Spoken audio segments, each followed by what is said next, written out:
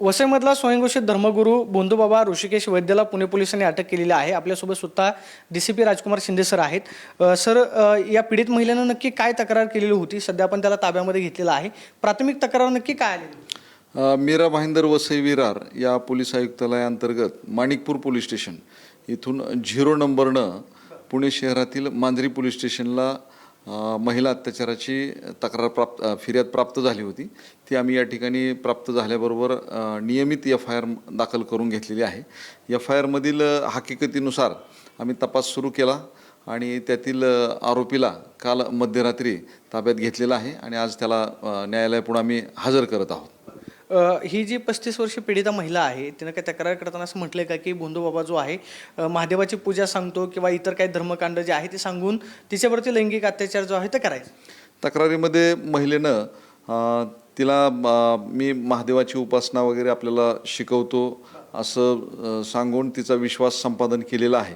त्यांची ओळख फेसबुकच्या माध्यमातून झाली होती आणि त्या माध्यमातूनच ते जवळ आले आणि एकदा मांजरी या ठिकाणी आणि वसई या ठिकाणी त्यांचे संबंध आलेले आहेत आणि त्या अनुषंगानं FIR नोंदवलेली आहे।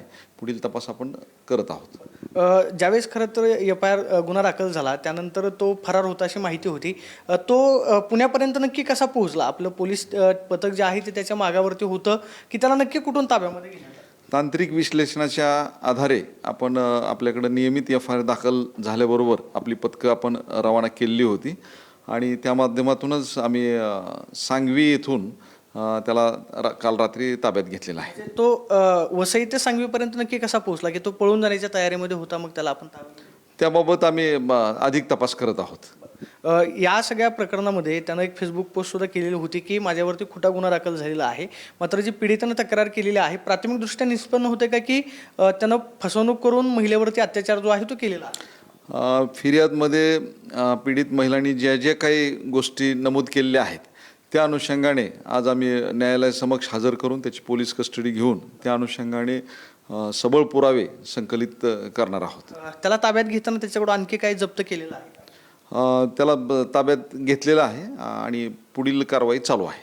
आता आपण पाहतोय की ऋषिकेश वैद्यला मध्यरात्री ताब्यामध्ये घेतलेला आहे। दुपारी त्याला कोर्टामध्ये हजर केलं जाईल आणि कोर्टासमोर आम्ही आमचे पुरावे मांडू अशी प्रतिक्रिया राजकुमार शिंदे सरांनी दिल्यास पाहायला मिळते। Camera person Rohit Sonu, Pradeep Kapse, TV9 Marathi, Pune.